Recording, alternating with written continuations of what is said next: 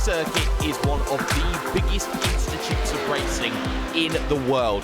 You could argue it's one of the big money three, that being the Indy 500 and that also being the Monaco Grand Prix. This completes the crown, and of course here on RaceSpot TV and iRacing Live, the second running of the iRacing 24 Hours of Le Mans is coming to you in just a few moments' time. You do not want to miss this one for today and tomorrow.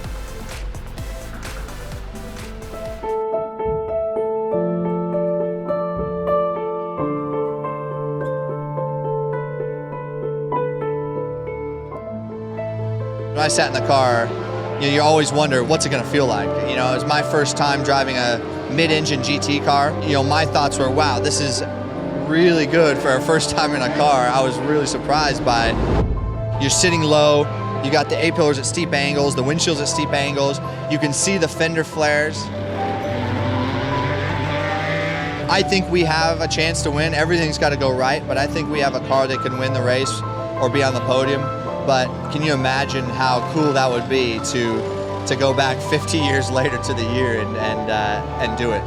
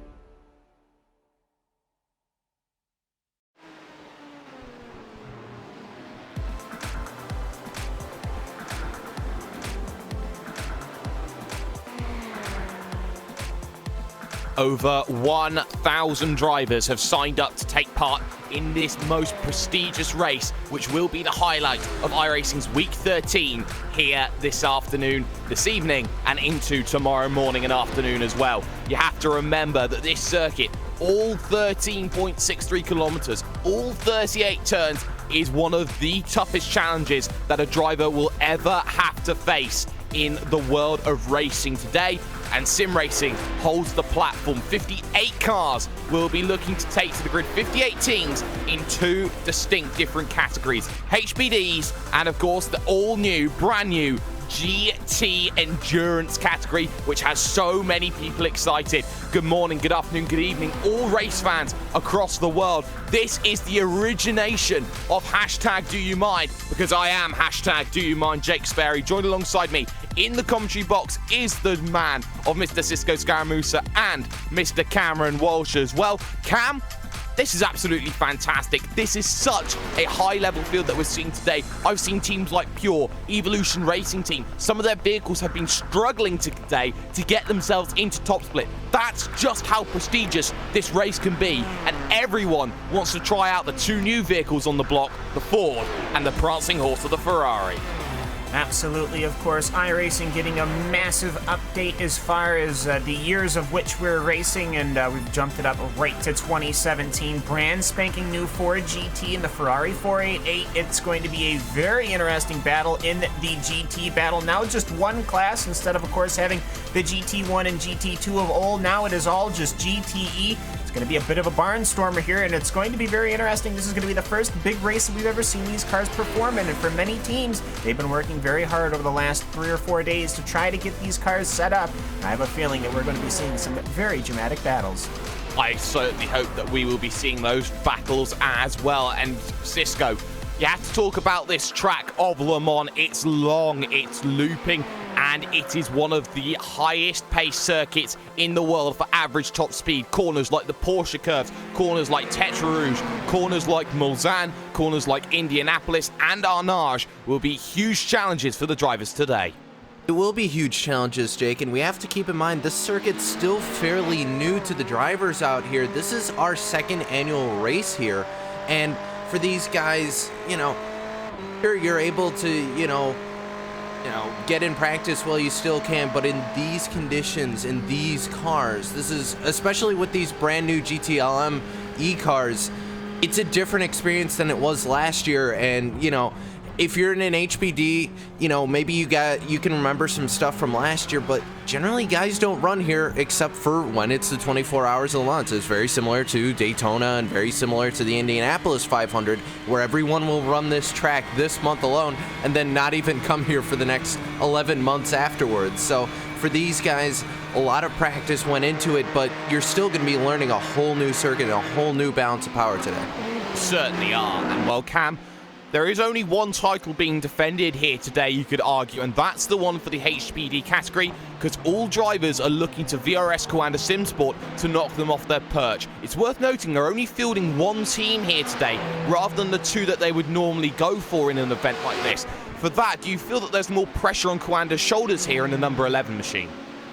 Well, it certainly could, and that VRS Coanda SimSport. It says VRS Coanda SimSport number 1, which makes me consider perhaps if they'd had another car, perhaps it didn't make this grid due to just how much iRacing has pumped through this in the prototype division. I mean, it is an absolutely star-studded field all the way back down to the 29th position with the HPDs, but for VRS Coanda SimSport, yeah, it's a bit hard to defend the title when you've only got one bullet in the gun. Of course, that bullet is going to be piloted, of course, by Mac Backham, David Williams, Mitchell DeYoung, and Marty Piatella. So it's not, it's certainly not a slow car, but one simple mistake with a GTE car or a fellow prototype, and it could spell disaster. And that's, of course, why the real big teams always seem to come here with 3 at the most, but at the very least 2. So it's going to be interesting to see how that VRS Coanda SimSport car does. It's only 6th on the grid. It is here, and there are a couple of teams that are only fielding one driver here today, Cisco, although they'll need to get the fair share and they won't get that and they'll lose out at the end. 2 teams that are going to be doing themselves a favor of trying to do 24 hours on their own. No team _dash_apostrophe, otherwise no team with a very sad face. That's Martin van Loosnoord behind the wheel of that. And of course, there is also that core sim racing Red Cross team that has Isaac Price doing his job around the circuit for charity. And Isaac Price, as you mentioned, doing this for charity, very similar to what Ian Plash has done the past at Daytona 24. But for Isaac, he just loves hopping in the car for these 24-hour races and just cruising. And for these guys, it's going to be a real endurance test. And we say that because, they'll be able to go down pit road, maybe go grab a drink or something like that. But at the end of the day, they still have to finish out this whole race. And when you're on your own, hopefully at least he has a spotter come in to help him just a little bit. Or if not, he's just going to have to go on instinct for this entire race. And 24 hours of instinct, that can get kind of draining after a while. It certainly can, and there are so many challenges that these drivers are going to have to face. Although there is no instant limit today, every single instant point and slowdown penalty will be detriment to the race overall. Who can forget the 24 hours of the Nürburgring that we had this year, the last big major 24-hour race we had? That one came down to the final lap for the victory overall between what was Vendaval Sim Racing and the Pure Racing Team Black Machine. Today, it's going to be an all-different challenge. The HPDs are back in force, and a brand new category means that drivers have only really had a week to try and get themselves accustomed. We're just 30 seconds away from the gridding process. I think it's about high time that we see just how this grid will look.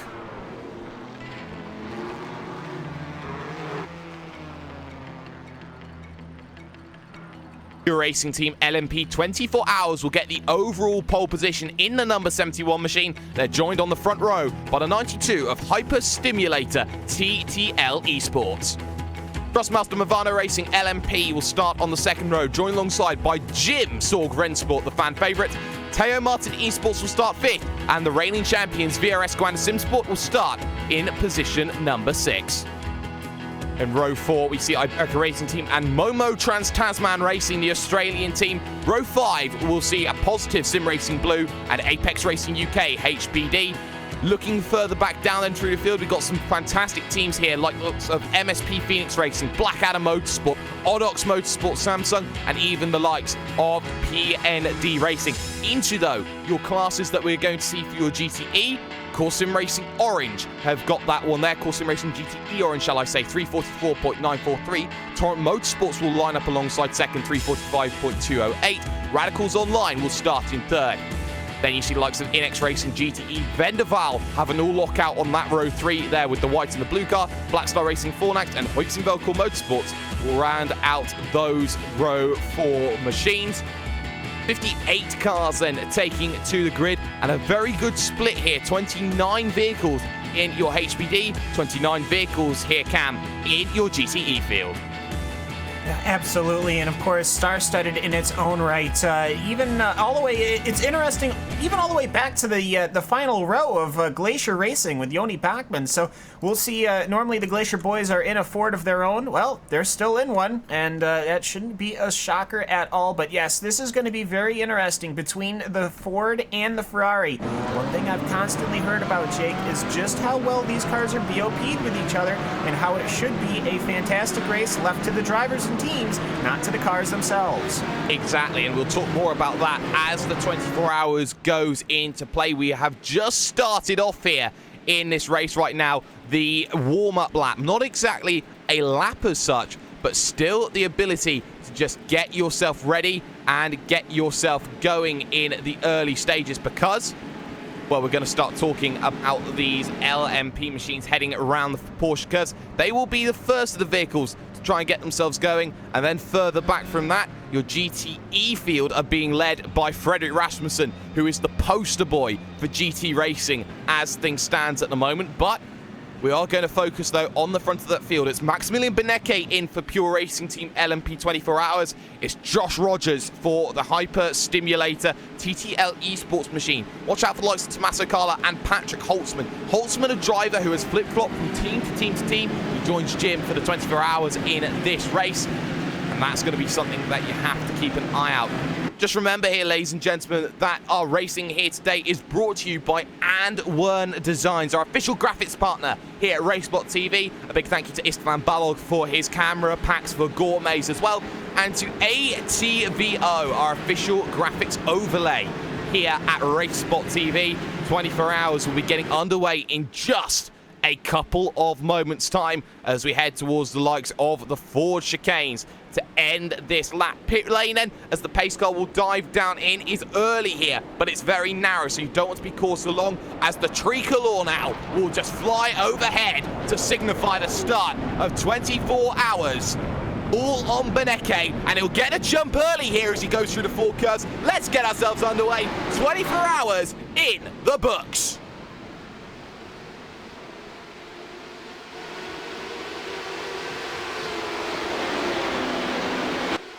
Clean start by all then. The GTE cars then make their way through Frederick Rasmussen with the advantage, and has broken away with the driver of Marius Gollenbeck, who's actually got the jump there at the front. So in the early goings here, no real issues here, Cisco. No, and Gollenbeck got a fantastic start on that race, able to get ahead of the Ferrari of Rasmussen. So now these guys gonna head through what's left of the Bugatti circuit here, and then they'll head, of course, towards the Mulsanne Straight. But for the GT guys, everything looks to be good. But back up front to your LMPs, they're already on the Mulsanne Straight. They already are. Maximilian Benecke then holds the advantage at the front of the field. Josh Rogers second, Tommaso Carla there in third. And the GTEs have to be careful on this Mulsanne Straight. This is the prime overtaking opportunity then to get themselves through and get themselves started. 2 GTEs started on pit road here, Cam, and we believe one of them, or both of them even, were Inex Racing machines. They actually are. One is the iRacing GTE Ferrari. The other one is the Ford. So interesting on its own. We'll have to figure out as we go on. But as they're going down the Mulsanne, as they're heading their way towards the Forza chicane for the very first time, we're going to go back to the GTE, where, of course, Sim Racing's GTE Orange, well, they started up front. They've managed to keep it. But that's not to say that Torrent Motorsports is not harassing them already. No, it isn't, and they've just managed to get that position back here down the Mulsanne. Drivers have to be careful in this GTE category here today, Cisco, because of the differences. For example, fuel saving. They have so much technology to their advantage, like going to different fuel saving modes. They can lift and coast. The differences between the Ford and the Ferrari is, even though that Ford has a larger fuel tank, it's very gas heavy, and that is going to mean that it's going to run its fuel tank out quicker than the Ferrari will. Yeah, and you also have to keep in mind in terms of cornering ability, that Ford a little bit more fragile. Is basically like a road-going prototype, that car, versus the Ferrari, which can handle the curbs a little bit more. I mean, you have to look at, you know, the origins of these cars. The Ford was built from the ground up as a racing car. The Ferrari converted from a road car to a racing car, and that really changes the driving abilities of the car and how you have to handle these cars. The Ford a little more slung down. You can't hit those curbs as aggressively as you can the Ferrari, but the Ferrari a little bit easier to drive. Certainly is here. I'm just looking at this big pack that's happening in your HPD field right now. I'm focusing on the JRT Vortex Sim Racing 24-hour number 42 machine. That's Luis Rodriguez behind the wheel. He's looking to chase down the Positive Sim Racing blue car. That's Arian De Freitas behind the wheel. Normally we see him in a Skip Barber car cam, but today, this sort of series, this sort of race is bringing in everyone from every single range of the iRacing community to race this race here today. Through the Porsche curves they go then for the very first time, and De Freitas under a lot of pressure. Absolutely, and not just different parts of the iRacing community itself, but people from all over the world are participating in this race, and so it's exciting as always to see. Of course, we always joke that those little wings on the Skip Barber cars don't do anything. Well, those big wings on that HBD certainly do. Ariel De Freitas is going to have to use that downforce to try to pull away from Luis Rodriguez in that JRT Vortex Sim Racing car, and of course, it's starting to form up a little bit of a pack as Jamie Fluke is just pulling away just a little bit after this very first lap here at the 24 Hours of Le Mans, and he better be careful, Ariel De Freitas. If he starts packing people up, you definitely don't want to start losing that pace. You don't want a risky maneuver. No, you don't here. You can not win this race in 24 hours in the first hour, but you certainly can lose it. 3-car breakaway at the front of your HBD field then. It's Thrustmaster Movano, Hyperstimulator TTL Esports, and Pure Racing Team LMP 24 Hour that hold that advantage right now. In your GTE category right now, Fredrik Rasmussen has started his second lap of the event. Marius Golombek behind in second, and Ricardo Castro-Ledo for the Radicals Online team in third, being chased here. You can see this field here in the early going, Cisco. It's not as spread out here in terms of your GTE pack.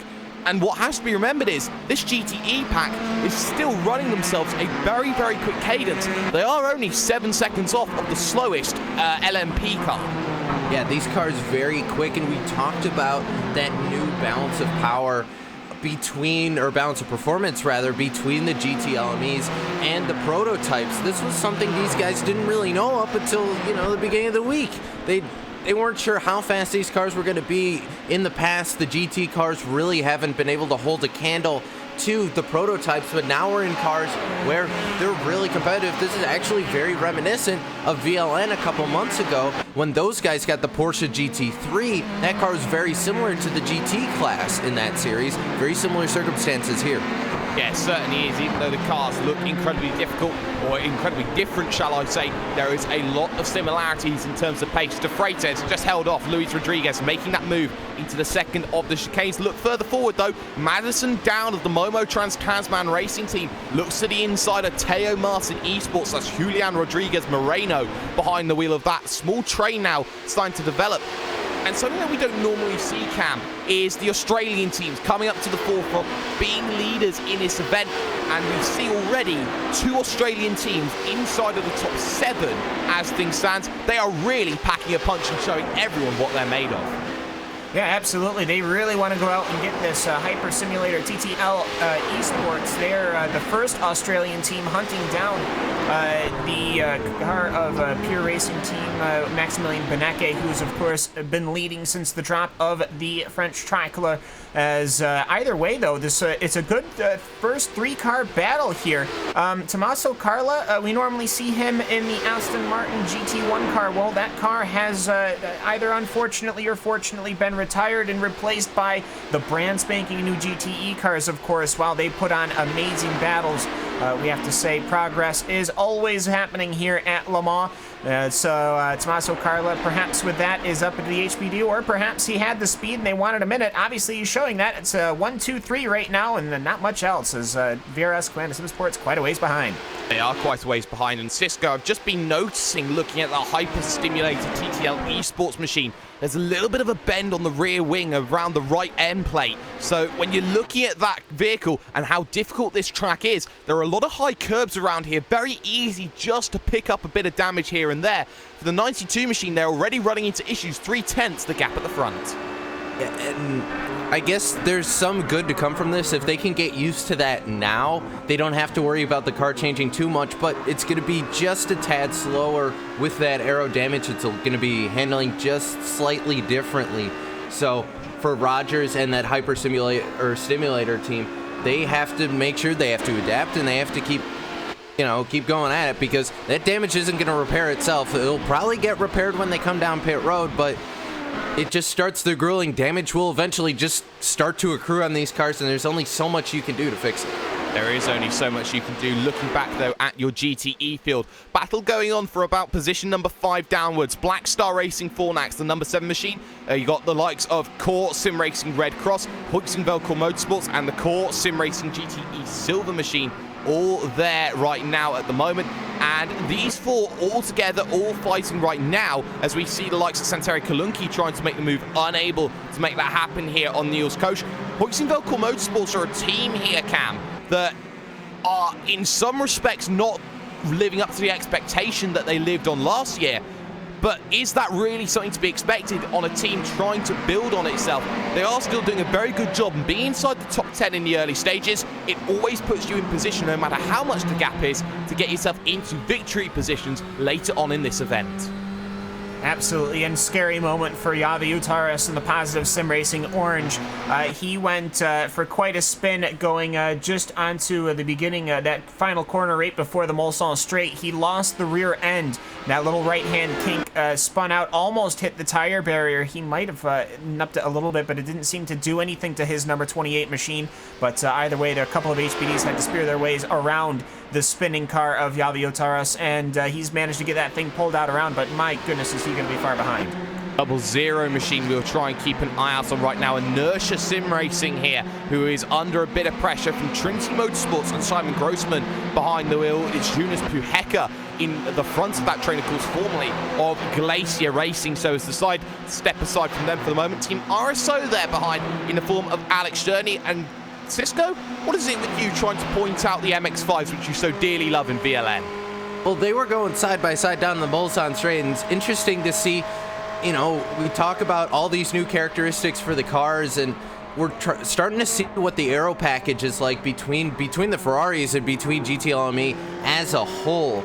And Alex Cherney right now just sitting behind these two guys, and Jonas was able to pull away. He was able to get a fantastic slipstream on Grossman when they went down the first part of the Mulsanne straight, was able to get the pass done here. And it looks like he's been able to pull away for the moment, but you see Grossman start to reel him in here, and that's kind of the aerodynamics, these new aerodynamics these guys are having to learn.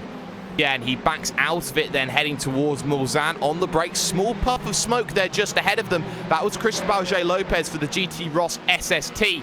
And Cam, GT Ross has been a team that have always been there in 24-hour events, but just haven't been able to get themselves over the line. They had such a great run at the 24 hours of the Nürburgring. 2 incidents in hours 6 to 12 put detriment to their race there.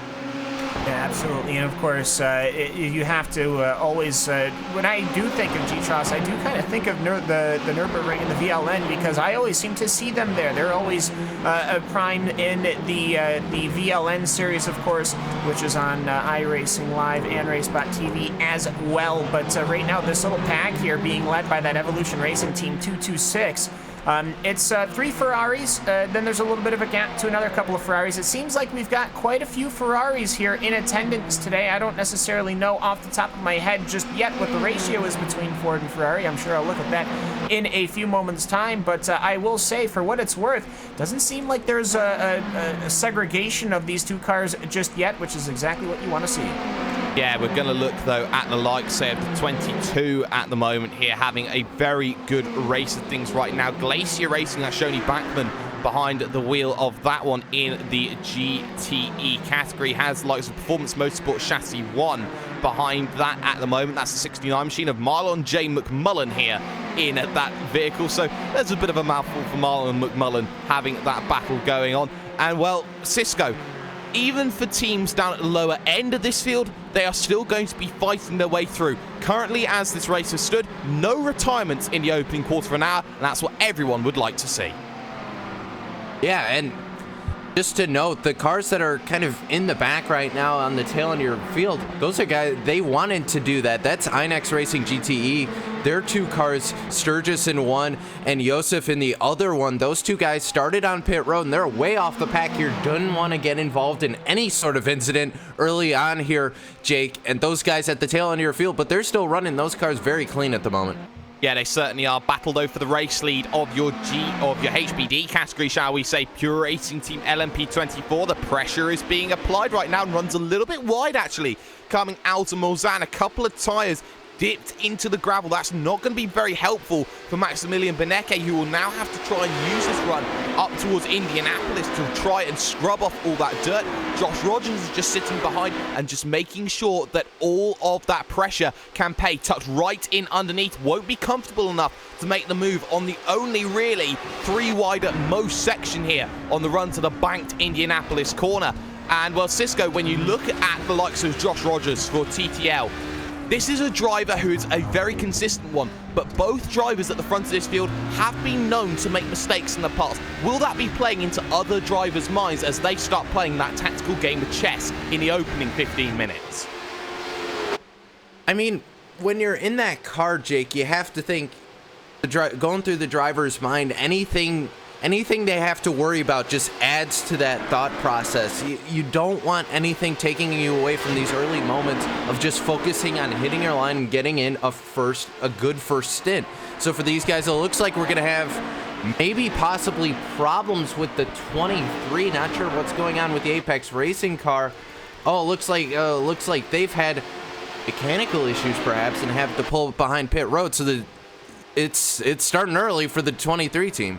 And the 23 team then runs into issues, and that's going to be a horrible, horrible situation for them. Hopefully, they can get themselves back out and going again, and that 23 machine will just have to try and survive after all of that. So, at the front of the field, though, it is 1 and it is 2. Pure Racing Team followed by that Hyperstimulation TTL machine. And, well, for the time being, those two will look to keep together. We're going to look, though, at your GTE category right now. Fredrik Rasmussen has been able to pull out that gap. There has been a change for second, though, on this lap, because Torrent Motorsports here have lost that position, Cisco. And now in front of them is Ricardo Castroledo and the Radicals Online team. And Ricardo, of course, he's been practicing in these cars for a very long time. We've seen him a lot lately here on Race Spot TV, driving all sorts of different vehicles. We've seen him in the Skippies, we've seen him in the GT cars, and once again hopping in the new GT LME class. And Gollenbeck, it looks like he just let him go for that position right now. Pretty content to ride at the moment. So the Ferrari, the first Ferrari, able to get into that second place. It's kind of been Ferrari, Ford for a little while here, but that's now been broken. 2 prancing horses up in the lead of your GT class.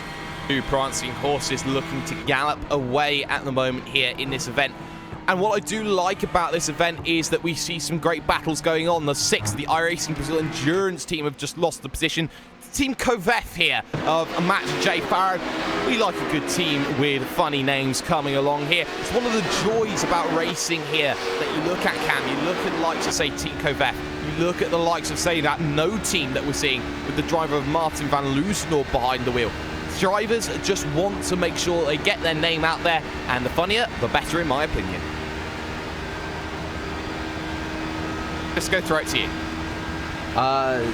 Yeah, I'm not really sure how to follow that up, but I was just taking a look at, I was actually taking a looking at the timing, and one thing we do have to note, the 781 of Jamie Fluke, that's kind of your first HPD sort of group. You have the 2 leaders of Beneke and Rogers, and then everyone's kind of spaced out. That first group, Jamie Fluke, Julian Moreno, and of course Patrick Holtzman, those guys all sort of together. That's your first real group in the prototype class. And we talk about those prototypes, you know, we've talked about it time and time again, just how gentle you have to be with those cars. Any sort of damage could be adversely effective to those cars, and you don't want to be running in a group this early on, Jake, because things can happen. Yeah, things can happen. It's like trying to carry a China plate with a lake of lava beyond you, and the bridge that you're walking on is full of Lego bricks. That's the sort of dangers that you're having to face here when you're driving an HPD. And the argument can be said again for the Ford here, Cisco, because that Ford, a lot of drivers have been complaining about the damage to the under tray when they've been going over these curbs. You even look at one of those curbs, and they are going to cause you major issues. Yeah, and it's basically, you know, you look at the front valence or the front splitter on those HPDs, and even something, you know, just clipping one of the curbs in the Ford curve, or even one of the curbs in the Porsche curve, that'll do some damage to that car if you're not careful. You just have to be very careful where you're going. And I mean, we already saw a car have a little bit of issue going through Tete Rouge earlier on, so for these cars, they have to make sure you have to keep contact with the trackers. They head through the Ford curves right now, and you can see Luis Rodriguez in the Vortex car getting very, very liberal with those curbs. You don't want to be doing that too early, I think. No, you don't. You want to make sure that you're just keeping the car in mint condition, or as close to as you possibly can here in this event. The 18 machine has just managed to move up a position here on Circuit Cam. I know you've been looking at Wave Driving Revolution GTE1. That's Leonardo Corti behind the wheel. Look at this train battle as they head themselves all the way up towards Indianapolis right now. Cristobal J. Lopez there, Simon Feigl trying to defend this 5-car train battle. This is looking a lot less like GTE, more like touring cars in that sort of respect. To the outside then went Cristobal J. Lopez, and he brings GT Ross straight through as they all sort themselves out. Oh, that was a lovely exchange. Hopefully we can see that much more, but thankfully without the touring car part, nobody crashed into each other, and we don't have a car on its roof, which is convenient. But yeah, that G-Truss SST, the amount of pressure that is going on behind that car right now is massive, because he just made those moves up ahead, and he managed to make his way forward. And now that he's in front of this pack, both him and quite the other cars involved in this are really just trading positions. I mean, Leonardo Corti, that Wave Driving Revolution car, he managed to get past Trinity Motorsports just before they went into Mulsanne. And as they worked out to go alongside with Simon Feigl, and then he tried to go for Cristobal J. Lopez. It was a very impressive maneuver, and we'll hopefully see that quite a bit, but obviously just this lap didn't manage to get him anything, as we have one car confirmed out of the race, I believe. Yes, we do. That's the BSR J. Blanco team that's running into issues. Cisco, you caught that. I'm not really sure what caused it, but they're missing a front cover to that car, so problems for that team regardless. Frederick Rasmussen was behind the wheel of that car. A little bit of a driver swap looks like to be going on right now. Not sure if they're just leaving that car and they're just heading out already, but problems for the 84 car, and I'm going to try and rewind the cameras back, see what I can find happen to that car. Yes, and Frederick Rasmussen, I will correct you, is still leading this one. We do believe that damage will be fixable. Hopefully they'll get themselves back out. Battle, though, still at the front of your field in your prototype division here. Josh Rogers just going to sit, just going to wait. And this is a sort of tactics, Cam, that we seem to see here. Maybe Josh Rogers trying to save a little bit more fuel here in the early goings compared to Maximilian Beneke. If Beneke has to come in a lap earlier because he's been leading that race, that is advantage here to the hyper-stimulated TTL esports team in the long run.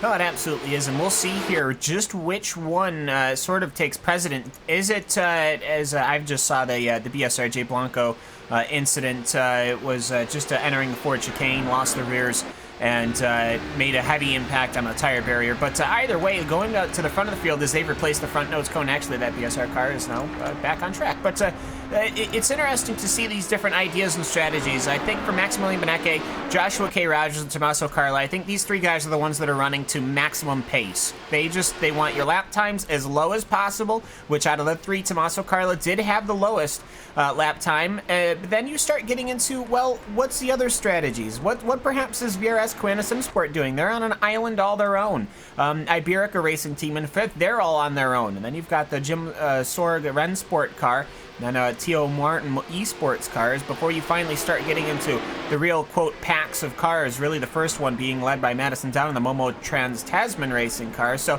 it's going to be interesting to see how these strategies develop, as it almost looks like Joshua K. Rogers is going to start fighting for the lead anytime now, perhaps down the Mulsanne. Maybe he will have the opportunity. It is worth taking a look at Josh Rogers to see just how he's going to make that move as they head out to the S's Tetra Rouge, this difficult sort of fourth gear corner at 215 kilometers an hour. Make sure you don't run too wide on the exit there. It is designed for you not to abuse that concrete on the outside as much as possible. Then you hit the public roads, then you hit the Mulsanne straight. And for Josh Rogers, 300 kilometers an hour already going here in your prototypes. He has the ability to make the move if he wants to, but you can see that overspeed, 8 kilometers an hour. He gets close, he gets a lot closer, he backs out of it there, Cisco. That is apparent in the early goings. He doesn't want to quite make the move just yet. Yeah, I think Rogers is sitting back. I think maybe on a different fuel map, perhaps in that car, at least just saving a little bit of fuel. Doesn't feel like he has to push the pace as much right now. So I think you mentioned that these guys trying to go full tilt. I don't think Benecke or Rogers is going absolutely 100% of everything they can do right now. They have a decent gap, those three, on Mac Bankham in the VRS car, but I still don't think any of those guys going full tilt just yet. No, not going full tilt just yet. I do want to talk about the car that's in third place here, Cam, and that is Tommaso Carla's Thrustmaster Movano Racing LMP. It's worth noting here that into this race, they have two very, very accomplished drivers here in their midst that they can bring in. One, Marcus Hamilton, and one, Mr. Evers that they have as well. The fact that they got Freddie Evers and also Marcus Hamilton, of course, both were from Friction Racing. That is the team that was challenging for that race victory last time out. That is a huge wealth of experience that they've brought into that Movano team. Yeah, absolutely. And, I mean, you just look at, well, even past the Movano team, just how many well-known drivers from all sorts of different series. But, yeah, that Movano car, I would not be surprised if we were saying that name all day long. You know, just especially with the addition of Marcus Hamilton, there is no way that this car isn't going to be running up front unless there is some dramas to affect. And we're actually, an interesting thing to note here is they're working their way now through Indianapolis. You can see how much dust they were just kicking up there on the exit of the Indianapolis corner, and that's going to be interesting. You can actually see underneath that Audi Sport bridge just how much dust is being kicked up. Will that, of course, affect things? Of course, and especially when they start getting into traffic, which I imagine is not going to be that much further now. Not much further at all for Benecke. He knows that the next car in front of him is the 420 machine of Inex Racing Green. That's PJ Sturgis behind the wheel, and it's not often that you talk about Inex Racing being at the back of a field, but that is Inex Racing at the back of the field. Of course, they started from pit road and did not take the rolling start. So for Benecke, the first challenge is to get around the pair of those drivers in the early goings. And this is one of the keys that we're going to see here, Cisco. Drivers struggling, especially at corners like the Porsche curves. Traffic has the ability to gain you 5 seconds in cases here or there around a circuit. That's absolutely the case, but once again, we talk about this new balance of performance between these two series. At the end of the day, maybe they ran a little bit in the run-up to the race here, but in terms of race conditions, Benecke's not had to deal with GTLME traffic yet with these new cars. So for Benecke, this is kind of going to be a demo reel of this to see what it's like to have to pass those cars. Apex will probably just, or Inex rather, will probably just let him go to be safe here, but a little bit of a demo test just to see how it really stacks up in a race scenario. Yeah, it is going to be worth seeing how that stacks up. Battle at the front. Josh Rogers is just going to stay behind. But there you can see the difference here on the Mulsanne straight. They are really closing that gap. It was only 270 kilometers an hour that we've seen PJ Sturgis down the straight, up to 312 for Maximilian Benecke as he hits the brakes here at the first of the 2 chicanes down this Mulsanne straight. And Cam, when you look at this Mulsanne straight, those 2 chicanes, they were added for safety purposes, but they are incredibly difficult in and of themselves. It is very easy just to run yourself a little bit wide and cost yourself maybe upwards of a second just by going that little bit too deep, as the traffic now looking like it's going to get lapped for the first time. So I remember the first Le Mans I really watched. I remembered in the late goings of a race, one of the front-running Aston Martins ended up parking itself in the left side barrier on the exit of the first chicane, and that was quite a moment, as I just remember that so very clearly for some reason, and I've always kind of remembered these chicanes as being sort of dangerous. I don't mean dangerous as in the reality. It's far more safer than having these cars plow down the entirety of Mulsanne on their own, but they're dangerous to the drivers in the sense that if they're not careful or that something happens or there's a bobble, there is always going to be the risk of having an incident, as Maximilian Benecke is looking to go past the second iRacing GTE car. Still not sure what had actually happened to these cars. Perhaps they had missed fuel, perhaps something was not set up with the car that they liked, but both of them rolled the start but then came down pit road and then went back out. So interesting indeed. But either way, Joshua K. Rogers, he's being very patient behind Maximilian Benecke. But either way, yeah, those 2 chicanes, I mean, 1990, I would have to say, many people would point to it as a golden part of motorsport, especially Le Mans racing, the height of some of the best sports cars that have ever been produced, but fairly obvious that they needed to put these chicanes in, and I will say they do. They do seem to have a good effect on the racing. I like them. And a little note, they are actually the exact same chicane, just inverted, yet the lines for going into them, for some reason, are completely different. Yes, they are. That is one of the small intricacies that you see at the circuit of de la Sarthe, shall we say, or the circuit of Le Mans. One of the big battles that we're going to see here, the lap traffic try and get through, is this one. GT Ross SST, Evolution Racing Team 226, Trinity Motorsports, Wave Driving Revolution GTE1. Then you got the likes of Inertia Sim Racing, Evolution Racing Team, Black Star Racing Gemini, and Team RSO as well. 8 sort of GTE cars here, Cisco, each of which within about a second and a half of each other, with battles going on. Zachary Hanlon of the 227 machine trying to get past Jonas Puheka. They have a little bit of weaving here down straight. Don't cross the beams, boys. And you can see they are going to get close. They are almost going to touch. They're leaving no room out on the circuit, but the move is done by Hanlon as he moves himself up another position. Evolution Racing slowly starting to gain positions in this race. They're up 11 from where they started, as is the team not too far behind them of Black Star Racing as well. So Evolution Racing doing a fantastic job early on in that 227, and right behind him, Puhaka's been able to get Inertia up 7 spots, so not a bad day for those guys either. No, it certainly isn't, as they will happen to be dealing with some traffic going through, and right now, teams looking to try and get themselves back into play are all going to go through. There is going to be looking for an attempt for the lead here from Josh Rogers. He was close. He was looking to make that move into the first chicane of the Mulsanne. Not going to be close enough. Worth talking about that GTE lead, though. Corse Sim Racing GTE Orange have themselves about a 4-second gap at the front of the field right now, Cam. Yeah, absolutely. That Ferrari absolutely flying. Frederick Rasmussen, no surprises there, as he has managed to acclimatize to that Ferrari extraordinarily quick. As you can just watch him moving. You see, there's under the Indianapolis, there's all that dust I was talking about. That'll be more interesting as we get to the point of traffic going through, as the HPD will obviously be taking Indianapolis with quite a bit speed. But either way, Frederick Rasmussen, you can actually, if you go onto his roll bar, you can see that lovely rear view camera. You can barely see a darn thing in it, and that's not because of how the camera's set up. That is how far and how fast Frederick Rasmussen is flying in this lovely prancing horse. But I will say, though, he's certainly trying to be caught up. But the Radicals car, they've moved themselves up. But your front Ford is that Torrent Motorsports car, Maris Golombek. They are still having very good laps, though they are running about 0.6 seconds slower than the Ferraris, and that might be a fuel saving.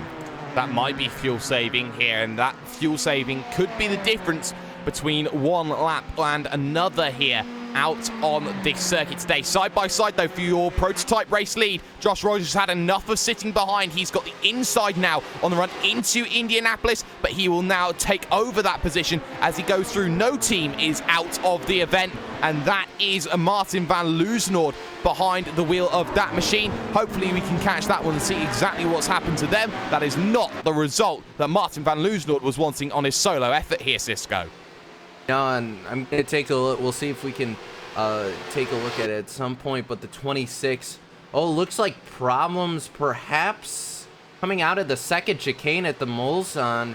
He might have just pulled it over. I can't really tell, but it looks like problems for the 26. Just stops is what we're hearing. Yeah, it looks like he got a piece of the curb, but it didn't really cause any damage. I think he just pulled it over and said, all right, that's enough for me. That's enough, he said, as I'm just looking at Marlon J. McMullen getting overtaken by Team TTL and Jake Maloney behind the wheel, making that move and making that move very, very comfortably there. The 29 machine did a fantastic job of getting that through. Actually, car down onto pit road is the Evolution Racing Team 228 machine here, Cam, that I've just seen. That's Bo Cubis behind the wheel of that machine in P55 at the moment. So a very early stop. It has to be for damage, you have to argue, because you're not going to traditionally go half an hour on the tank in this vehicle. Yeah, I see some damage on the left side, right where the exhaust is, right just above the number 228 car. Coming into the pit lane is going to be getting the repairs. I actually also see some damage on the right door and the right pan. So as I'm walking around the car, they're going to be pulling out right now. Perhaps they have to do some repairs to that. Ian Ford, he is going to be climbing into that number 228 for this very early pit stop. It almost looks like something happened to the car where it spun around and wrapped itself around something at a high yaw, because it's got damage on both sides, but not the front or the rear, which is important because that rear diffuser sticks so far out on this Ford GT. Very easy to get damaged, and the aerodynamics, it doesn't appear that it would be affected too much, but Ian Ford, he's going to be inheriting a car that is already quite a bit second-hand, and we aren't even a full hour into this race. No, we're not, and doing that damage in the opening hour means that it's a long way home. I want to take a look, though, at the number 2 machine, Jim Sorg Rennsport. Everybody loves Jim, no matter who you go to and talk to in sim racing. Alongside with Mad Cow, Jim is the machine that everyone likes to talk about here, Cisco. And it's the driver in that vehicle I want to talk about, Patrick Holtzman.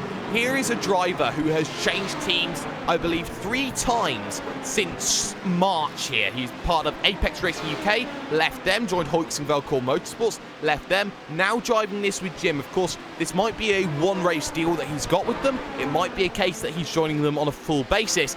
But Patrick Holtzman, in the last 2 years, has been part of 6 different teams. What does that say as a driver for a team that's trying to recruit? I'd say for Holtzman,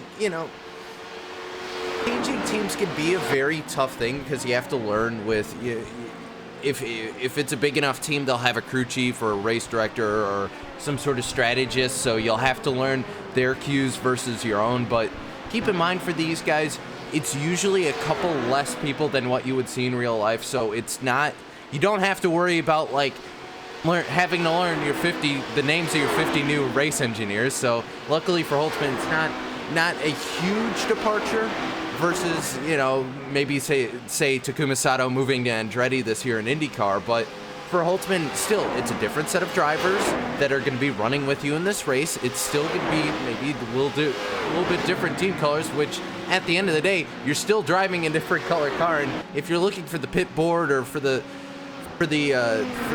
your pit stall, it's going to be just a little bit different. But for Holtzman, I think he's set up with a very good team. As you mentioned, everybody loves Jim. So for those guys, I think it's a good change. I think it is a good change, and talking of change, we've had a change for the race leaders. Pure Racing team have gone back up to the point and taken that position away from that HBD known for hyper-stimulated TTL Esports. Replay on screen, that was into Indianapolis, very similar to the move that was done earlier on there in the race. That was a very, very good move by what was that team of Pure Racing. And right now, actually, if we look back live, they've now got the advantage of traffic here because Josh Rogers has been completely held up by Maurizio Macconi in the Wave Driving Revolution GTE 2 machine. That's enough to give about 1.2 seconds out on circuit here today, Cam. Yeah, absolutely. They're going to be working their way through, trying to get their way cleared at least before Dunlop, and especially before Touch because that's where your HPDs are going to be really at peak speed. So either way, we're going to see what they can do here as they go down towards the Mulsanne. Yeah, they are heading towards the Mulsanne, and Cisco, it's a very, very good job here that we're seeing things right now, and, you know, the racing continuing on and trying to do a very good job of things at the moment.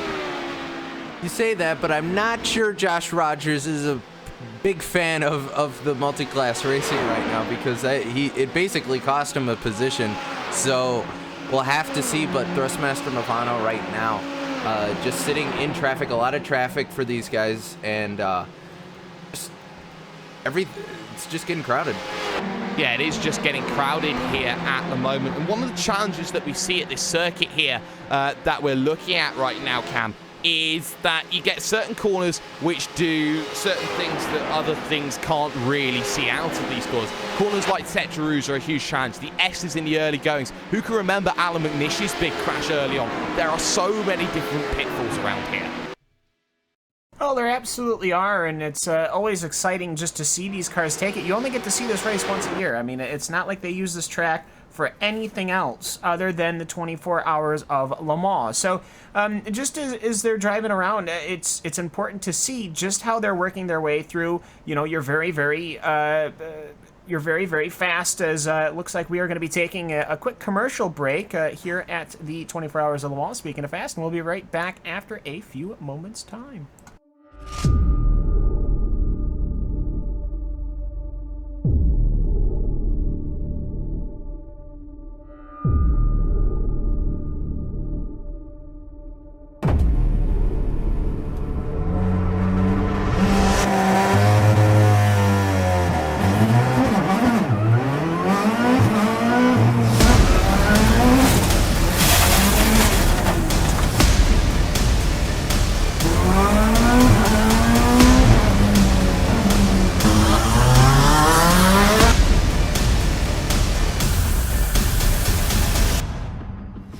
Hi guys, I'm Scott Speed, driver of this amazing Volkswagen Beetle GRC car. And I got good news for the iRacing fam. We got this coming in. I'm currently working on it myself personally to make sure that it is as accurate as possible. With the addition of dirt and now this mean car, it is gonna be so fun. And it's gonna be available free to all the iRacing members. Personally, I can't wait to get out there and race you guys on it.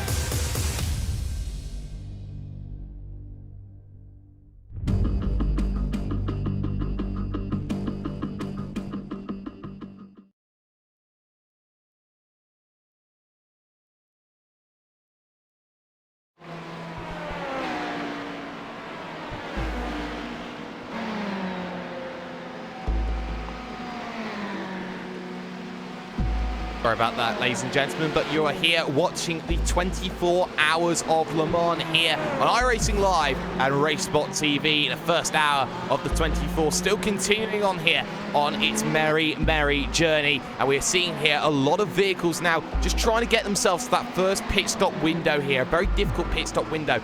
It's Jake Sperry here, hashtag do you mind, joined alongside by Mr. Cisco Scaramusa and Mr. Cam Walsh. Cisco, the early goings of this race are always going to be difficult. We just started to see traffic play itself a key role.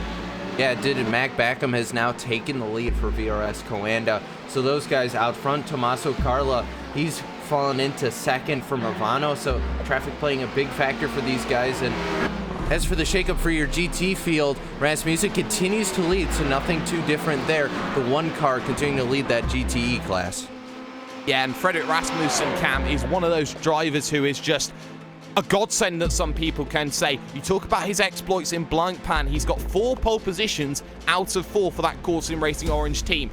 We're talking about a driver who has really come to the fold in 2017.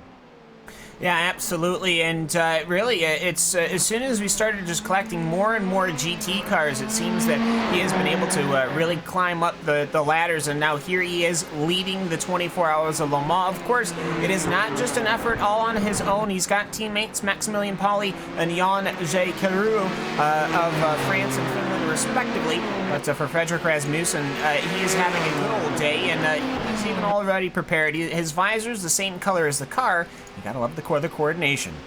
Yeah, you do have to like the coordination here between car and vehicle around this circuit. And some of the drivers here getting themselves available to express themselves with a couple of liberties, shall we say, here of the liveries. And that's one of the things that you look at here, Cisco, livery design. It's one of the small perks that you just love about these vehicles here. Everyone having their own unique design and doing a fantastic job about just showing themselves just how good that they can possibly be. You know, I talked to Rachel Whiteford coming up last night after we were finished with the Super Speedway guys, and I asked her how much time she had spent painting cars.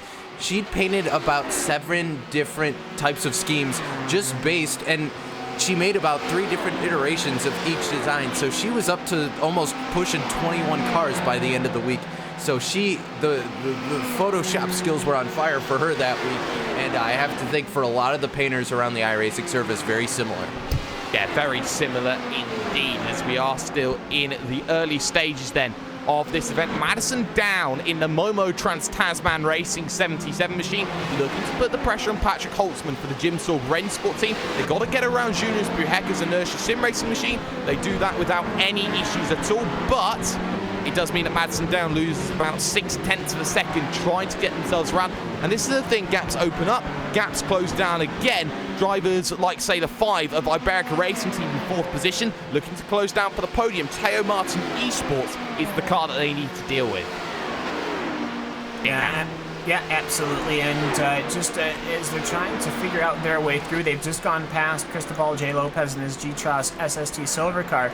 As all these HPDs, the traffic is going to be the traffic, so we'll see what they can do here going through the Porsche curves as they're working their way right now towards the final couple of chicanes. They'll go around the SimRC.de Kiwi car, the Ferrari, as Mark Perez and Julian Rodriguez Moreno are continuing their way through, as Teo Martin, well, they're the cars that's up front. They both managed to get stuck behind a GTE car. That's kind of a good thing if you are Mark Perez. The last thing you want to do is just get stuck behind one singular GTE car.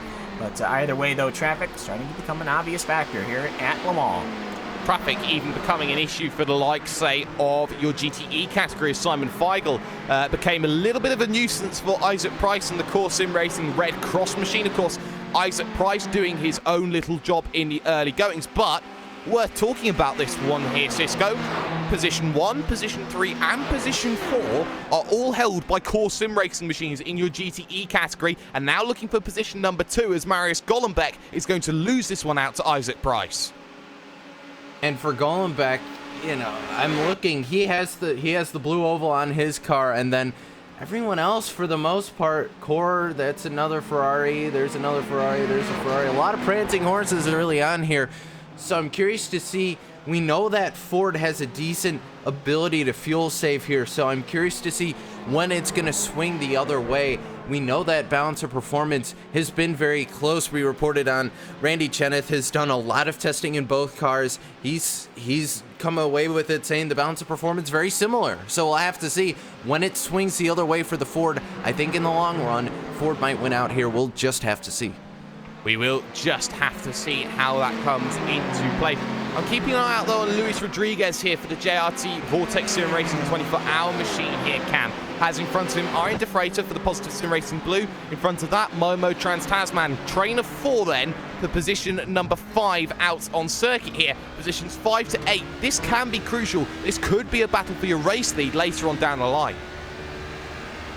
Absolutely, and this could be a battle of the guys that are running the fuel numbers, or perhaps the drivers themselves. These are the drivers that, whilst obviously having extraordinary lap times, are might not necessarily be the fastest drivers. So what we're seeing here is perhaps these cars are getting ready to go to their relays and hand them off to perhaps the hot foot. Now, I imagine that everybody here is going to be at least double stinting if not triple stinting, to start their runs here at the 24-hour of Le Mans, but they're working their way, siding their way really through traffic as it stands. Ariel Tafreta, he stands to lose some time if he gets stuck behind Juan E. Lopez. They're heading into Indianapolis. Now this is where there's all that dust on the outside of the exit of the corner. He'll make it through, and here comes actually Luis Rodriguez. He will make it through as well.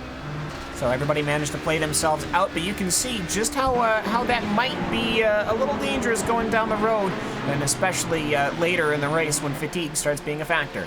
Yeah, fatigue is going to be one of the big challenges that drivers will have to face here, because they'll have to deal with tiredness, maybe getting up at 2, 3 o'clock in the morning, get into that vehicle and drive a couple of hours. When you try and get tired, that is going to be a couple of issues for quite a few people going on.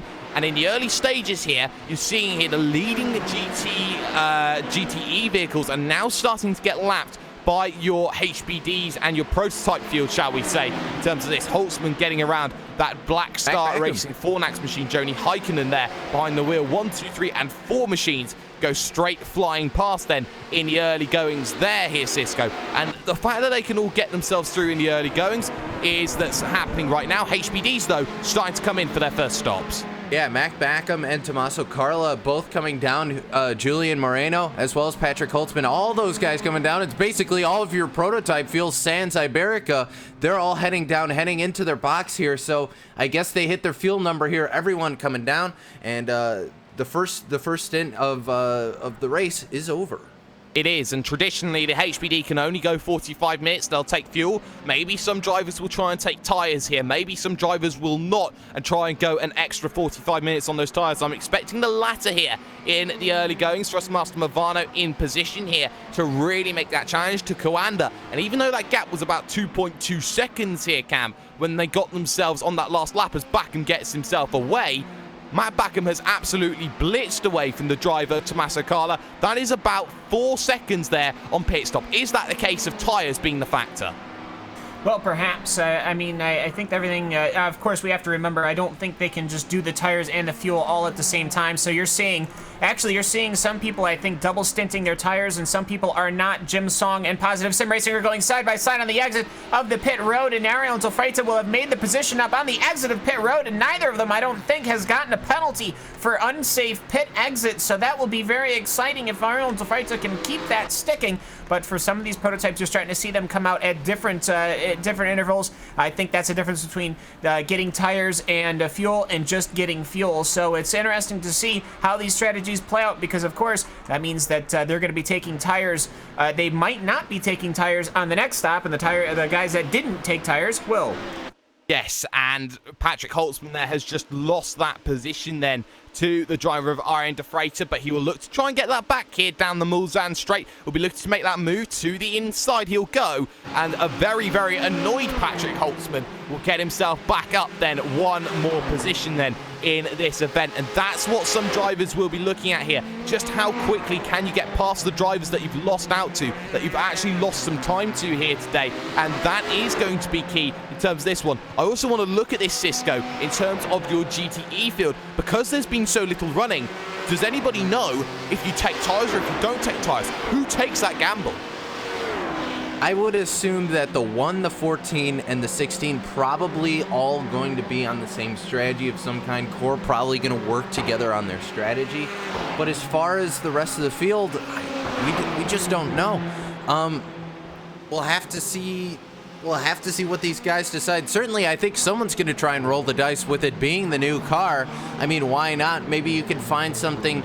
You could find something on older tires or something like that. We'll just have to see. But we talk about how the HPD is very similar to the DW12 in the case of it's been raced a lot here. These guys have those setups down to a T, but for these new cars, it's a completely different ballgame.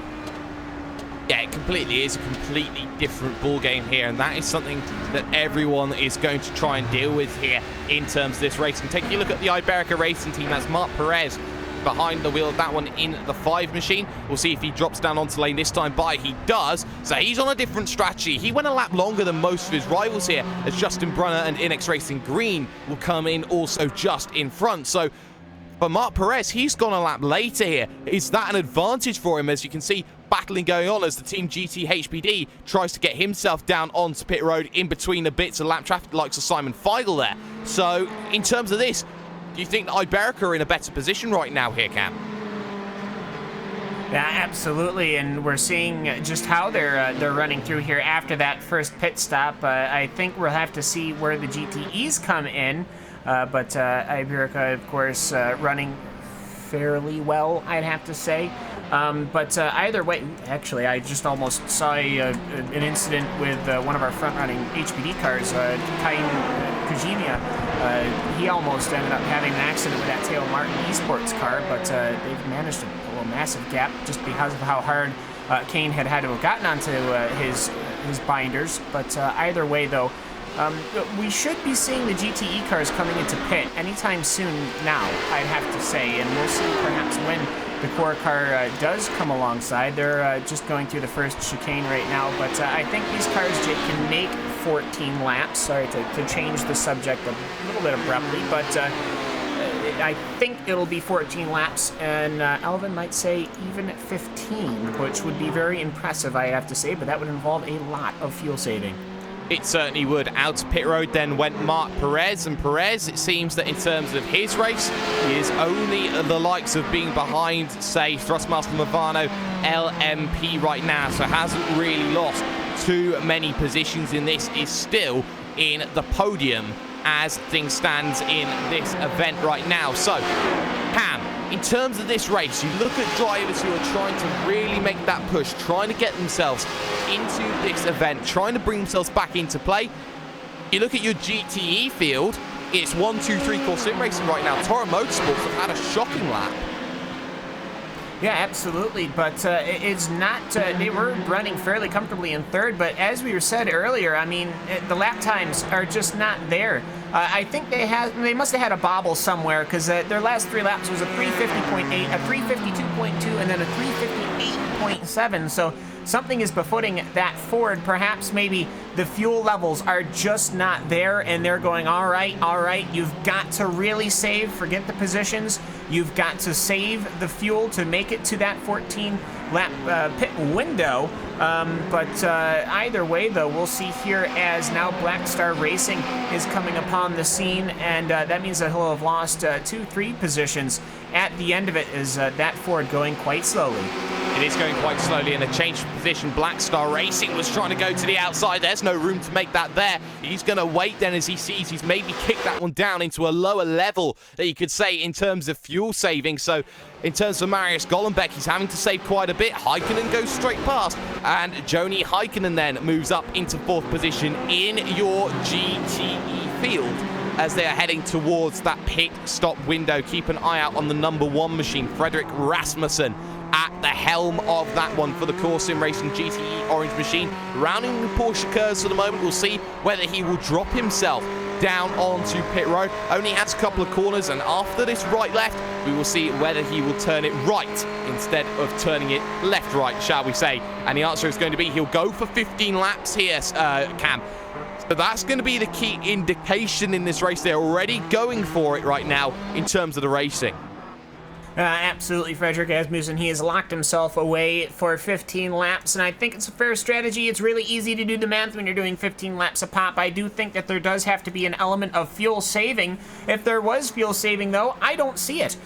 His very first lap was a 348 flat. He's running 349s right now, but of course, I have a feeling at the start of the race, obviously, everyone's quite faster, as we do have some GTE cars in, as it is the Black Star Racing Fornox car, and the Toro Motorsports Ford pulls alongside, going through the pits, trying to make some space. They make a little bit of contact in pits. Now, gentlemen, this is the pit lane. You can't be fighting for position here, but either way, though, as Joni Heikkinen, well, he lets him by so he can pull into his pit stall. Very interesting, but I have to say, they didn't want to risk a collision, because nothing, I think, would be worse than making a collision on pit lane at the beginning of a 24-hour race. And here comes D-Tros SST's GTE Ferrari. So we're seeing both Ferraris and Fords coming down pit lane. Yes, we do. So both of those vehicles look to come down onto pit road then in the early stages. Very interesting there. it looked like to me that Golombek almost overshot his run down onto the brakes. Heikkinen was very early and very conservative, and that's the issues that you get going down onto pit road here. You've got to make sure that you are safe and you are calm when you're trying to deal with those sort of things here, Cam. It was a very aggressive move down onto pit road, but it's one that has worked out for them, it seems. Yeah, it was something like you would see in NASCAR, where somebody's coming in gingerly down into the pit lane and somebody else is just on max attack. And we actually see this happen quite a couple of times with prototypes and regular traffic. The regular traffic is just coming in, getting it serviced. And then you'll see an HBD on max attack come into the pits, and it creates interesting situations. Quite a couple of Fords now on pit lane. Glacier Racing, one of them, Torrent Motorsports, still getting its service, though the Ferrari has left, so I'm presuming the Ferrari has just gotten its fuel. Joni Heikkinen, he'll continue on his double stint of tires then, as we see the Wave Driving Revolution GTE car, as well as the Performance Motorsports Chassis 1 car. So a bunch of Fords coming in, and that could be indicative of how the Fords are doing with their fuel. Yes, it could be indicative indeed that they can't go 15 laps on their fuel. Fredrik Rasmussen will be a driver that is expected to come down in onto pit road. Same could be said for Isaac Price. Same could be said for Santeri Kulunki here, as he'll be looking to go through. And just to make life a little bit more difficult, the race leader of your prototype division and of your race, number 1 VRS Commander Simsport machine, Matt Backham, behind the wheel. Started 6th up into the race lead. He now makes his way past Nathan Schartner in that Inex Racing GTE Ferrari. So Matt Backham now starts to make some goes through in. Tyres changed and drivers changed for Torrent Motorsports there, Cisco. Cam, I'll throw it to you. Yeah, I think Cisco's probably still cozying into his chair, getting back here into the booth. But yes, so Torrent Motorsports, they are our front-running Ford. At least they were up until that pit stop. But Ross Balfour will be getting into that Ford. He'll be locking himself in to that GT car and letting it loose. The car looks fairly all right. I did notice a little bit of rear damage, a little bit of right side damage on that Torrent Motorsports car, but nothing that should affect it too much. But either way, Ross Balfour, well, he's going to be climbing into the car after a 54 minutes of running here at Le Mans, which is only good for 15 laps. Rasmussen is in as the 21 has spun the vehicle around. That 21 machine belongs to the Team GT HBD. That's Michel Ricci behind the wheel of that one. But Fredrik Rasmussen in from the race lead and was heavily coasting on his way into the box. Isaac Price will follow, so will Santeri Kulunki then in the early going. So now the case for Core is, have any of their drivers lost positions in the early goings here, Cam, compared to the others? Because the fact that they've got to deal with this here and the fact that they've been coasting on their way into pit road, does that mean that they were really, really concerned about their fuel numbers for 15? I would absolutely suggest that the fuel numbers are going to be extremely tight for the GTE cars and, frankly, the HBD cars as well. But either way, Fredrik Rasmussen, he's parked there. Pretty much the entirety of Core has come in all in one go. Niles Couch, as well as Juan E. Lopez, two names that we know very, very well, and two very familiar paint schemes, the Vandevel and the Heisenfeld Core Motorsports, of course, on their respective machines, the Ford and the Ferrari. But here comes pretty much everybody else. This is just about as far as you can go. The Team Run Sport Online.de 197 of Stefan Yon is in the pits. Jonas Osayin Puhaka in the Inertia Sim Racing car. The Core Sim Racing cars are just leaving now. One is still stationary, so I almost wonder perhaps did they take tires different from their teammates? We'll have to find out. As once we get all the numbers here, I'll look through them all. But either way, though, pit lane, an extraordinarily busy place. It certainly is. And looking at where everyone is in terms of getting themselves back out, it seems that we've seen a very good stop for Heiksingvel Core Motorsports. The GTE silver car is away, the Red Cross is away, but they've all managed to get themselves out, and they haven't had too many issues with, say, cars trying to get themselves back into play here in this race. GT Ross are an absolute mile away in comparison, so that would indicate here that they have managed to get themselves that little bit of a gap. And Cisco, looking at the front of the field, Commander Simsports have pulled out a 4.3 second gap as we head towards the end of the first hour. Yeah, so Mac Backham doing a fantastic job behind the wheel. Carla, decently far behind, but still in visual range at least of Mac Backham, so not completely out of this yet, but you have to think from Ivano here, maybe try a little bit of strategy, maybe save a little bit of fuel. We'll just have to see what the 3 is going to do, but I have to think the strategists are working away over at Ivano to figure out what can we do to catch that 11 car.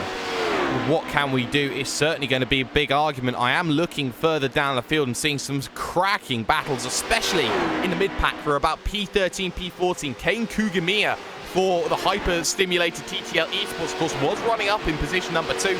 Now scrapping it out for P13 with Teo Martin Esports right now here. And Cisco, when you're looking at this battle going on, it seems that Moreno now has to be careful here at Kugamiya. Kugamiya has been absolutely storming through this field, and he is a man on a mission. Yeah, doing a fantastic job is that driver, and you have to think, you want to, you know, he has the opportunity, Jake, here to push the envelope to try and get as many positions as possible, but at the same time, he can only do so much. You don't want to be writing off the car if you're trying to be aggressive early on here. Yeah, he is being quite aggressive early on, so he may be being a little bit less conservative on the fuel. Right tucked up underneath as they head towards Indianapolis. The bank left-hander. Small right makes braking incredibly difficult at this corner when you're trying to deal with it, Cam, because the moment that you try and hit those brakes, it is going to be one of those circuit moments where the car can go any which way heading into that corner. Cisco, throw it back to you. And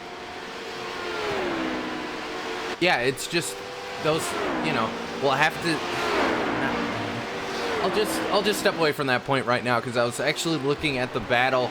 It was actually a car coming off pit road, sorry, flashed up on my screen. It was Marco Archidiacono just came off pit road for the Wave Driving Revolution team, and that's one of the teams that's, they're doing fairly decently well here, Jake, but not up in the top group. And I mean, it's hard to look at the GTE field without looking and seeing all 3 Core Sim Racing cars up front. And then, well, it's not a Core Sim Racing car, it's a Core Motorsports car. In 4th and behind the wheel, that is Niles Koshin. We've barely talked about him all day, Jake, and he's just been kind of silently, hey, I'm in 4th, just doing Niles stuff.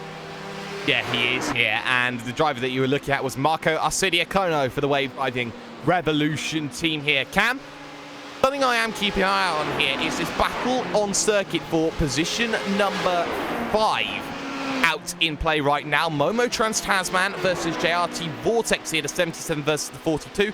Luis Rodriguez is here, and now is going to be a case of how do I fight my way back into this, because there are going to be distinct differences here in the early battles. They are half a minute already, though, off of the racing. Positive Sim Racing, though, under a lot of pressure. Here comes SimRC.de Strawberry with Tim Bertie behind the wheel, and will look to take 1 position already as they head onto the brakes.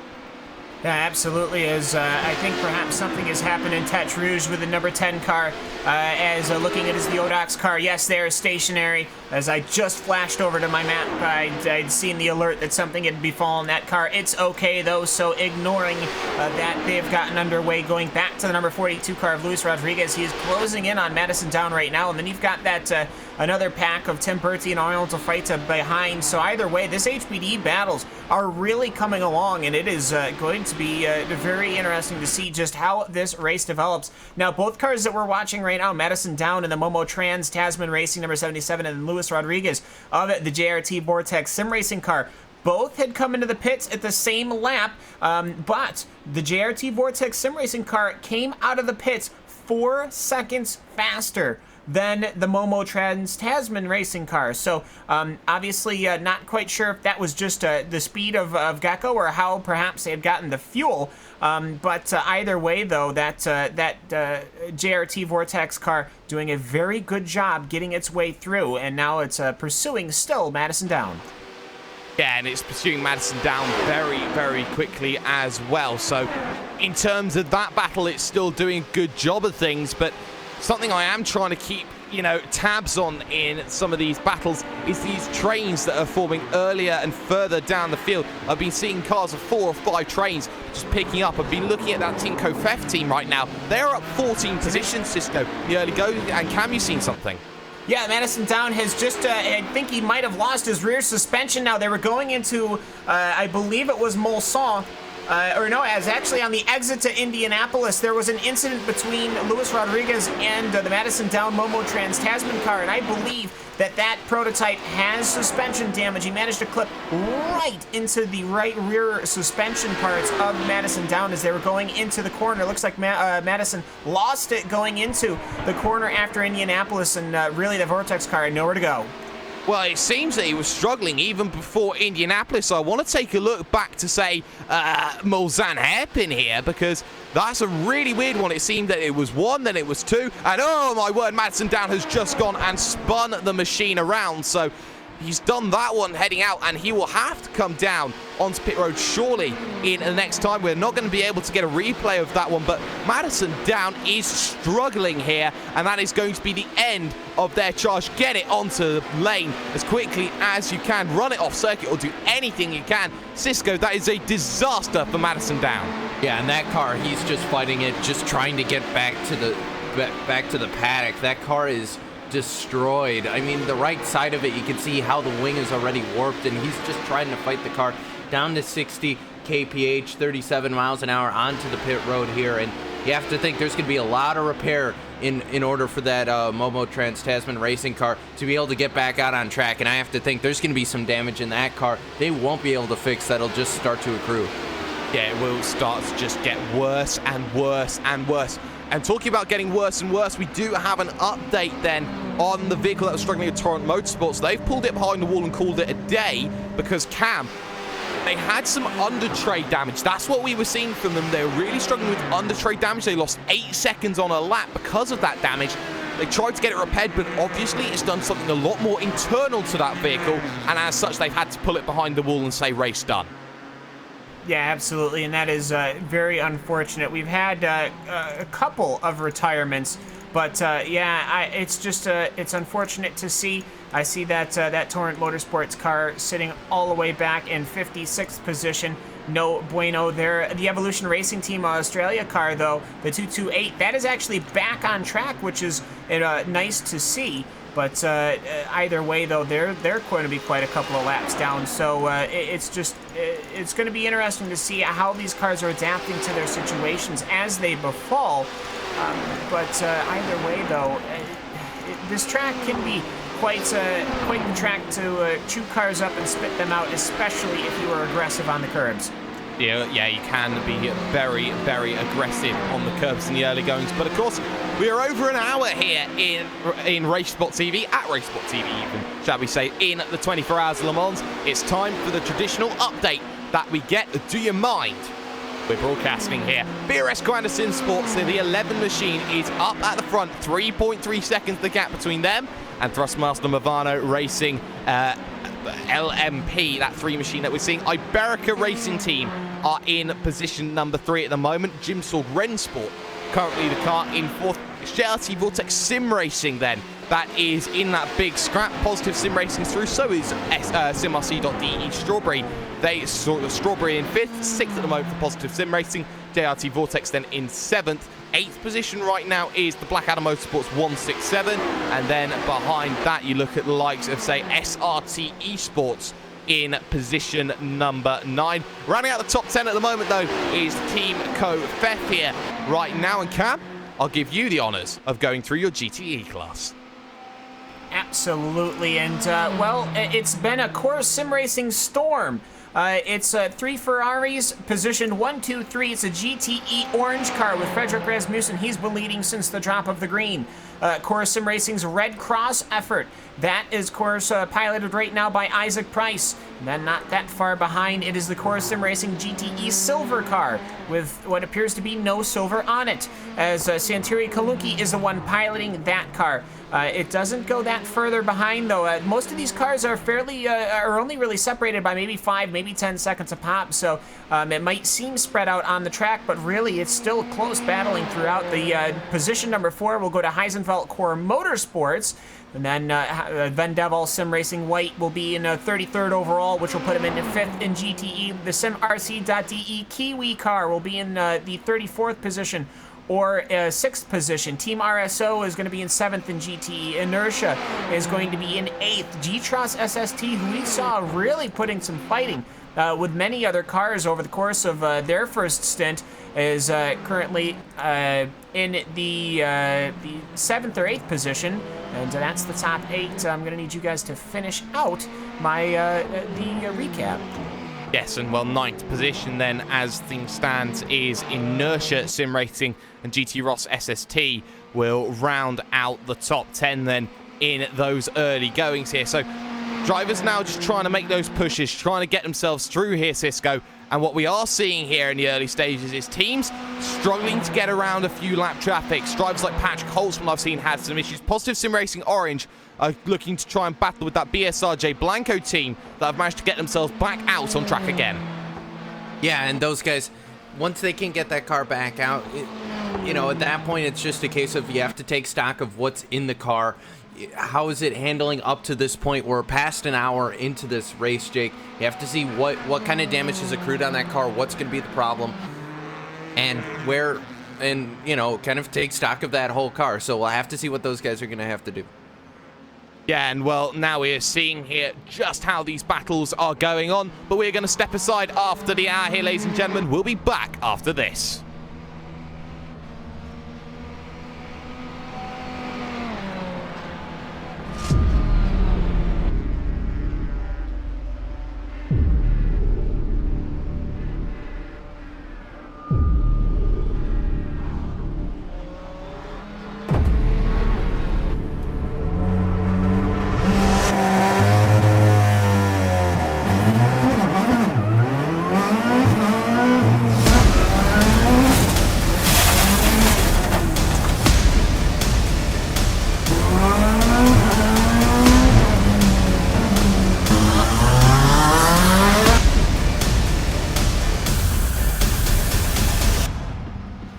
Hi guys, I'm Scott Speed, driver of this amazing Volkswagen Beetle GRC car. I got good news for the iRacing fam. We got this coming in. I'm currently working on it myself personally to make sure that it is as accurate as possible. With the addition of dirt and now this mean car, it is going to be so fun. And it's going to be available free to all the iRacing members. Personally, I can't wait to get out there and race you guys on it.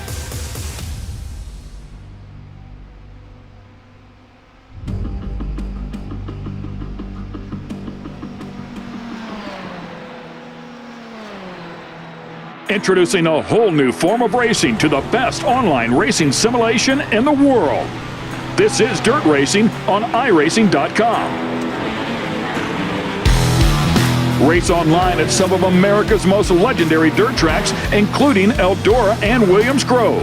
iRacing is the premier online racing game featuring NASCAR, IndyCar, sports cars, and now World of Outlaws, the leading sanctioning body for dirt racing.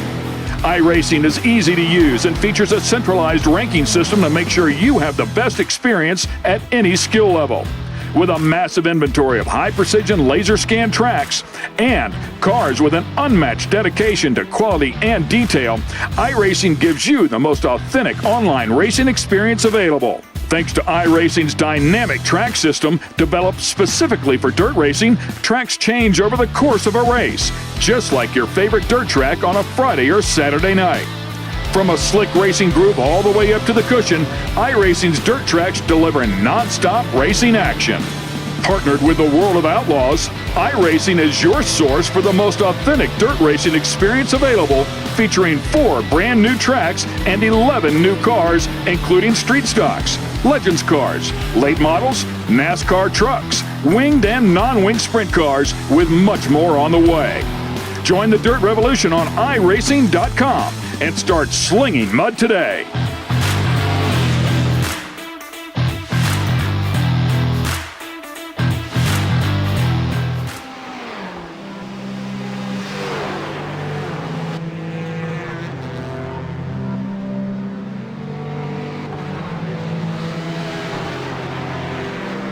Welcome back, ladies and gentlemen, to the 24 Hours of Le Mans. We're just over 1 hour here in this racing event. And well, the timers keep on changing and the battles keep on going here around this circuit. Core Sim Racing GTE Orange in a battle with Hoyksingveld Motorsports in your GTE category right now. That one a little bit spaced out. Gap at the front is up, though, to 20 seconds between VRS Squad SimSport number 1 and the Iberica Racing Team machine in second position. You're watching this on RaceSpot TV and on iRacing Live. I am hashtag Do You Mind Jake Sperry, joined alongside by Mr. Cameron Walsh and Mr. Cisco Scaramusa. Cisco, battle going on between SimRC.de Strawberry and the Positive Sim Racing Blue Machine. Battle for P4 out on circuit gap when they last crossed the line, 0.4 of a second. But of course, that gap has been opening in the last lap or so. Yeah, Positive Sim Racing Blue has done an excellent job to try and pull away, and we're starting to see the dust kind of accrue over in Indianapolis. You see it get flung up there, but Tim Birdie, he loses time, I think, on the straights, but he's been gaining time in the corner, so I'm wondering if the aero package a little bit different is now the Positive Sim Racing car going to jump to the right-hand side of drivers, right of Mehdi Kaidasoja in that Ford GT in front that's now behind him, and both of those guys able to get around each other fairly easily. It looks like Tim Birdie's actually going to get held up a little bit, so SimRC.de car finally going to get past there kind of towards the end of the curves there, and then that's kind of allowed that 6th place car, the SRT eSport the 333 of Bryant there, to close in on the SimRC.de car. Yeah, all looking to try and close as they make their way through. A driver like Maxime Briant then trying to get himself through on the SRT eSports machine. Cam, something that we are seeing, of course, with all the dust kicked up, is that we're also going to be looking to see that track rubber in as time goes by. That makes the surface a lot more slippy for certain drivers. It sort of works like an arc. You get to the top of the peak, about 50% grip here on this circuit, and it feels like you are driving on what is basically the stickiest surface known to man. Get yourself, though, a little bit further on that, it feels like you're driving on ice. Yeah, certainly, and especially with that dust getting all kicked around from the HBDs, especially around that Indianapolis area. But either way, though, it's just as the track develops, we'll see here just which drivers seem to be able to take to it. And you got to remember, these cars' setups are so wildly different between so many different cars and types of drivers and types of setups that they're comfortable with, that some may come into its own on the as the track rubbers in, and some will slowly fall off as time goes on. Yeah, it certainly will. Just look at this battle here in your GTE category going on, Cisco. It's Fabrice Cornelis behind the wheel of the Vendaval Sim Racing Proto machine. In front of that one is going to be Dustin Hickman of the SimRC.de Kiwi to the inside, and a little bit of argy-bargy between the two. Looked like Hickman wanted to make a turn but didn't make it in the end. So in the end of that one, Cornelis gets himself +1 on a position. Yeah, Cornelis a little bit of a dive bomb, but he made it work. So for Hickman, he's going to lose out a position, and Cornelis going to continue to drive away, or at least try to pull away, but now the slipstream may be going to go in favor of Hickman. We'll just have to see as they head down Mulsanne towards the second chicane. Yes, here, and we've still got battles like Johnny Gowindi in front versus Jared Filsell here. That's Harap Trans-Tasman versus Jimba Itai Lamont. So in terms of those two battling right now, it seems that Jimba Itai is looking to try and get themselves here into this battle here. And for Filsell here, he's got that gap here, but it's not much here, Cam, that you're looking at here that he has to work with. Yeah, absolutely. And just as they're going through, I mean, Kalunki is definitely, of course, one of your fast drivers, and I think that he's trying to get himself at least sorted out enough to the point to where he's comfortable. But it seems to be a bit tough in the first hour and a half that we've seen. But either way, actually it's an hour and 15 that we've seen. But either way, it's just hard to sort of settle in, isn't it? Especially when we've had a little bit of issues that we've had, and of course with that pit stop cycle, to see just where everybody's lying. Either way, it's still VRS SimSport number 1 prototype in the lead. It's still that Core Sim Racing GTE Orange in the lead there, but everything else outside of that has seemed to be flipped on its head.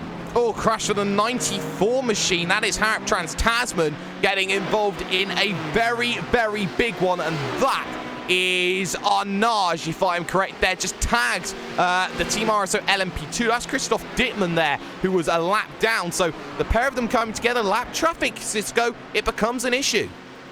Yeah, and that was a little bit too much. I don't really know what gap he was going for there. He tried to get to the inside. It was just too little too late.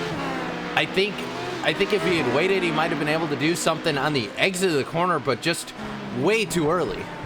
Way too early indeed, and Phil Sell in a lot of issues because he's just spun it again in the Porsche curves and has almost lost it for a third time. There's heavy damage on the vehicle. They will have to drop themselves down onto pit road, so they've got to be careful here. They've got to make sure that they get themselves safely down onto pit road and as quickly as they can. And in fact, no, he's going to continue on. He doesn't feel that the damage is enough right now here, Cam. Well, I mean, he should think it's enough. I mean, the car obviously had some rear suspension damage. I see one prototype coming in, Mindtrick Motorsports Black. But yeah, that Harlop Trans Tansman team, we saw this incident right before where he had that damage right on the rear suspension. He seems to be fighting it, but he wants to at least continue as Gerard Filsell will continue to go through. And we'll see exactly how they manage to perform with that car going forward. But obviously, with that damage, any spin like that can certainly collect somebody else. Yeah, any spin can collect someone else, and that is something that drivers have to be careful with, especially Matt Backham at the front of the field for the VRS Coanda SimSport #1 machine here right now, Cisco, because for him, he's got that gap. He doesn't have to worry now towards the end of the race. He can continue to extend it if he wants, but he's got to get past every piece of traffic as quickly as he can. Because he's got to get around that traffic as quickly as he can, he knows that he can't afford to make one wrong step at any given moment. Yeah, for Mac, I have to think here, though, because he's kind of on his own, at least for the moment, he doesn't have to worry about cars too far behind him. Mark Perez is the first car right behind him in the Iberica Racing Team car. He's fairly far behind. Relative, he's showing 22 seconds. So I think for Mac, it's just easy pickings right now. He doesn't have to worry too much. Just don't make a dumb mistake and you'll be fine. Yeah, here as they are starting to make their ways through then in terms of this one. I do believe we are going to get a little bit then of an interruption, it seems, here in this event. So we are going to step aside for a moment and see what happens in the next few moments. You're watching the iRacing 24 Hours here on RaceSpot TV and on iRacing Live.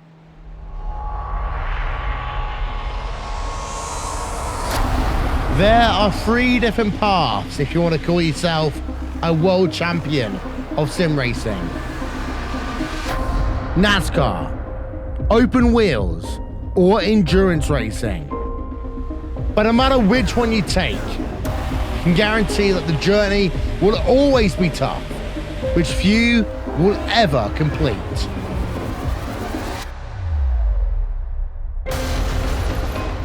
The iRacing World Championship Grand Prix Series, the premier road racing series in sim racing, started with a new car taking center stage. Then, it was Martin Kroenke resisting any challenge thrown at him to break the 5-year stranglehold of Gregor Hutu as being world champion. These drivers and teams are not just competing for pride, they're competing for money. And with over $20,000 in prizes for each of the series up for grabs, drivers really do put it all on the line. The NASCAR Beginner for Series powered by iRacing is the premier NASCAR eSports series featuring the cars and tracks from the Monster Energy NASCAR Cup Series. The 2016 campaign saw a return to the top of the mountain by Ray Alfalla as a 3-time Oval World Champion. The march to that championship was not easy, though, despite the fact that Ray Alfalla took home the most points in series history. It just also happened to be the tightest championship fight we had ever seen. These guys are set for the 2017 campaign. The Blancpain GT Series hosts the top GT3 endurance teams in sim racing, with groups of 3 or more drivers sharing the wheel. This is a championship you can't win alone, and you need the same determination, passion and drive from your teammates to be successful. They often say that it takes just one mistake to lose a championship, and in team racing, it may not be your mistake that costs you the win. Last season, VRS Coanda SimSport won the championship by a single point. This year, who will step up to the plate?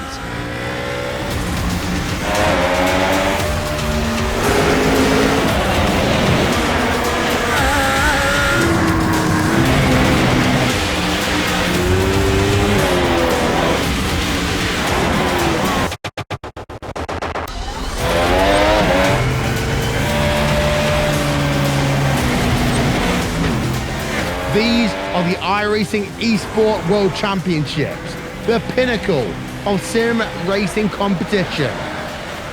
Catch it all season long with live coverage on iRacing.com/live.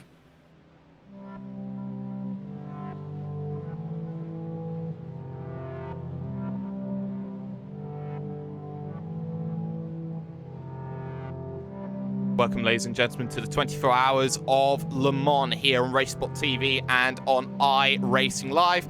I am hashtag Do You Mind Jake Sperry, joined alongside by Mr. Cameron Walsh and Mr. Cisco Scaramusa. Unfortunately for us, we are in a little bit of a red flag situation here, you could argue, ladies and gentlemen, and in this situation, it is felt that here at Racespot TV, we've got no real other alternative here but to shut up shop then for the afternoon as things have continued on. And it is a shame here on the 24 Hours of Le Mans to stop our coverage. It's something that Racespot don't take lightly and don't want to do, but we feel that it is the only decision at our disposal here. Don't forget that the 6th round of the iRacing.com Grand Prix World Championship Series, I've butchered the name, but I'll continue onwards, is coming to you from Silverstone in 1 week's time, as will the 3rd round of the VLN Championship. But from all of us at Racespot TV, make sure you race hard and race safely as you continue on your days. Thank you very much for joining us, and we'll see you in another race at another time.